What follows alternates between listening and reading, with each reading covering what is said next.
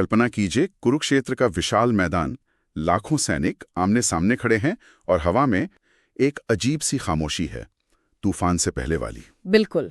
और इसी तनाव के बीच आज हमारे पास एक सुराग है, श्रीमद् भगवद गीता का सिर्फ एक श्लोक। सिर्फ एक श्लोक। और इस एक श्लोक के सहारे हम इतिहास के शायद सबसे बड़े खलनायकों में से एक दुर्योधन के दिमाग में सेंध लगाने की कोशिश करेंगे।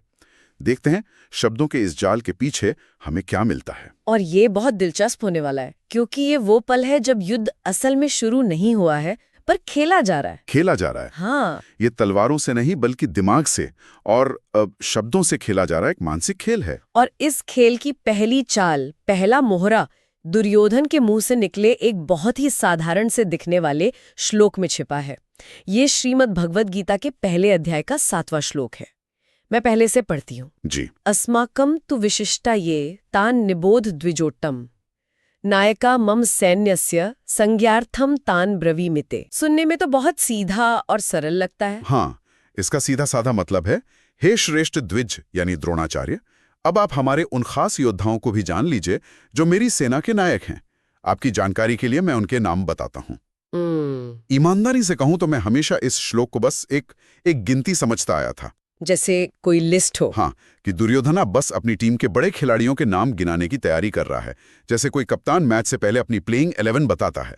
और ज्यादातर लोग इसे ऐसे ही देखते हैं, लेकिन असल खेल तो आप कह सकते हैं डिटेल्स में छिपा होता है। डिटेल्स में? हाँ, यहाँ डिटेल है दुर्योधन का चुना हुआ एक शब्द, द्विजोत्तम। द्विजोत्तम मतलब ब्राह्मणों में उत्तम।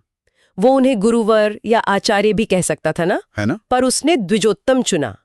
ये सिर्फ सम्मान नहीं है। तो फिर क्या है? ये एक बहुत सोची समझी सियासी चाल है। अच्छा, ये तो मैंने सोचा ही नहीं। एक सम्मानित शब्द में चाल कैसे हो सकती है?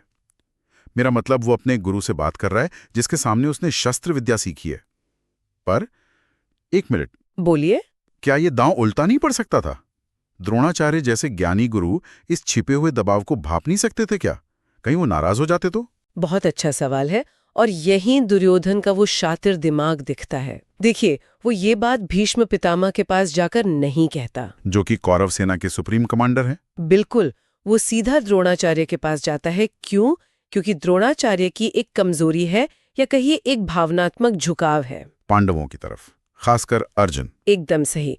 तो दुर्योधन उन्हें द्विजोत्तम कहकर एक साथ दो काम कर रहा है। पहला, वो उनके ब्राह्मण धर्म और ज्ञान का सम्मान कर रहा है, उन्हें खास महसूस करा रहा है। ठीक है, ये तो समझ आया। और दूसरा, वो बहुत चालाकी से उन्हें याद दिला रहा है कि आपका पहला धर्म भले ही ज्ञान देना हो, लेकिन अभी आप एक क्षत्रिय राजा के वेतन पर एक सेनापति हैं, और आपकी वफादारी इस सेना के प्रति होनी चाहिए, अपने पुराने शिष्यों के प्रति नहीं। वाह, मतलब ये तो तारीफ के लिबास में एक चेतावनी है। हाँ, आप महान हैं, ज्ञानी हैं, लेकिन भूलिएगा मत कि आप हमारी टीम में हैं। और ये बात वो भीष्म से नहीं कह सकता था, कभी नहीं, क्योंकि भीष्म तो परिवार के मुखिया हैं, वो किसी के अधीन नहीं है। लेकिन द्रोणाचार्य एक कर्मचारी है एक तरह से। बिल्कुल। ये सम्मान के पर्दे के पीछे एक स्पष्ट अपेक्षा है, और ये हमें सीधे उस बात पर ले आता है जिसे हमारे स्रोत गर्व, रणनीति और मनोवैज्ञानिक युद्ध का मिश्रण कहते हैं। हाँ, मनोवैज्ञानिक युद्ध, ये शब्द सुनने में बहुत भारी लगता है। इस छोटे से संवाद में ये कैसे काम कर रहा था? क्या वो द्रोणाचार्य के मन में कोई डर पैदा करना चाह रहा था, या कोई लालच? असल में यहाँ दुर्योधन द्रोणाचार्य से बात ही नहीं कर रहा। क्या मतलब? वो तो उन्हीं के सामने खड़े हैं। वो तो बस द्रोणाचार्य को एक आईने की तरह इस्तेमाल कर रहा है, एक ऐसा आईना जिसमें देखकर वो 3 चीजें कर रहा है। अच्छा, पहली क्या? पहली, वो अपनी ताकत को तौल रहा है। जब वो कहता है मैं आपको अपनी सेना के नायकों के नाम बताता हूँ, तो वो असल में खुद को याद दिला रहा है कि मेरे पास भीष्म है, कर्ण है, कृप है। मतलब उसकी अपनी हिम्मत बढ़ रही है। ये एक तरह का सेल्फ टॉक है, खुद के डर को दबाने के लिए। ये तो बहुत दिलचस्प एंगल है। यानी वो बातें द्रोण को सुना रहा है, पर असल में खुद के मन को समझा रहा है कि घबराने की जरूरत नहीं है, मेरे पास दुनिया के बेस्ट वॉरियर्स हैं। सही कहा। दूसरा, वो उस आईने में देखकर द्रोणाचार्य का चेहरा पढ़ रहा है।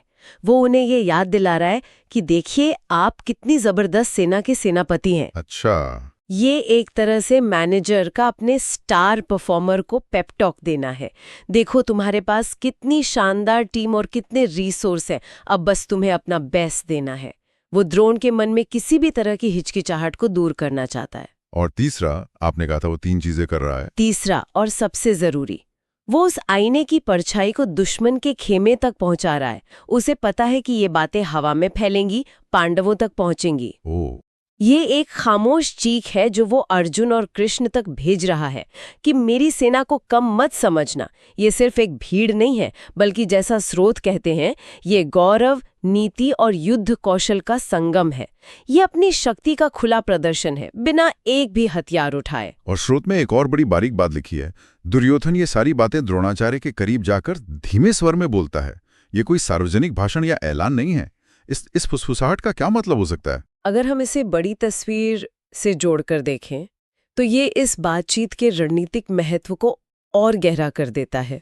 एक व्यक्तिगत धीमी बातचीत अक्सर ज्यादा असरदार होती है। हाँ, ये तो है। ये एक आदेश जैसा नहीं लगता, बल्कि एक गोपनीय रणनीति साझा करने जैसा लगता है।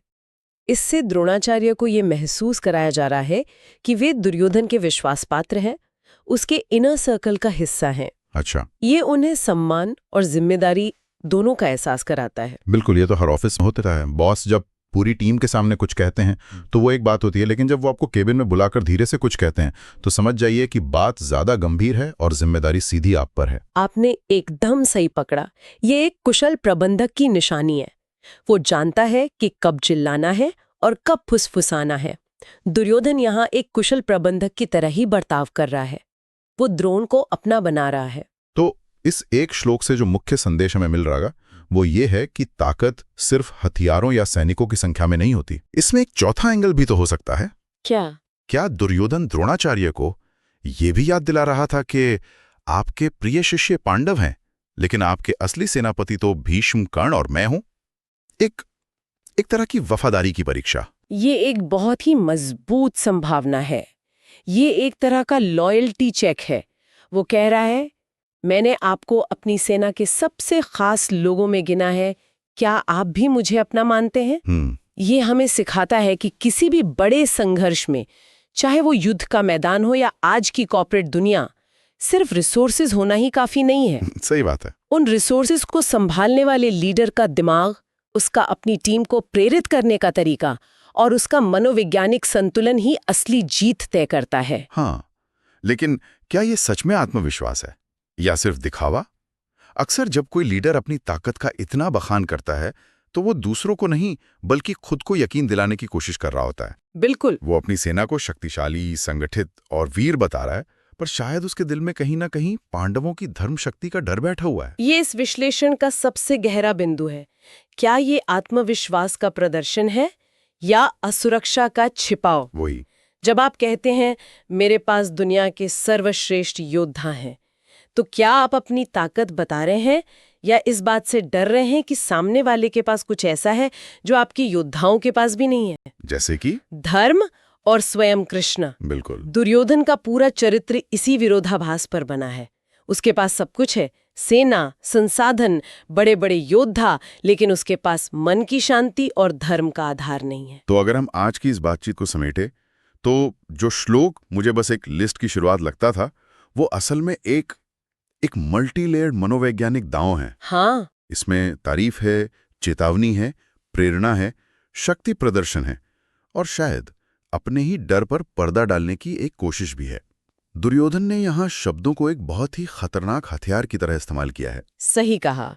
और ये क्षण हमें किसी भी बातचीत या संवाद में शब्दों के पीछे छिपे इरादे को समझने की कला सिखाता है।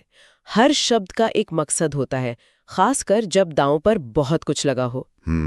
ये हमें सिखाता है कि जो कहा जा रहा है उससे ज्यादा जरूरी अक्सर वो होता है जो नहीं कहा जा रहा है या जिस तरीके से कहा जा रहा है। ये सचमुच सोचने वाली बात है। संवाद सिर्फ जानकारी का लेन देन नहीं है, ये प्रभाव और शक्ति का खेल भी है। बिल्कुल। और इसी विचार के साथ मैं सुनने वालों के लिए एक सवाल छोड़ना चाहूंगी जो आज हमारी बातचीत से ही निकला है। जी। ये सोचने वाली बात है कि जब कोई नेता अपनी ही टीम को अपनी ताकत के बारे में बार बार बताता है, अपनी उपलब्धियां गिनाता है, तो क्या वो सच में अपनी टीम को प्रेरित कर रहा होता है या फिर वो अपने खुद के अंदर छिपी किसी गहरी असुरक्षा या डर को शांत करने की कोशिश कर रहा होता है?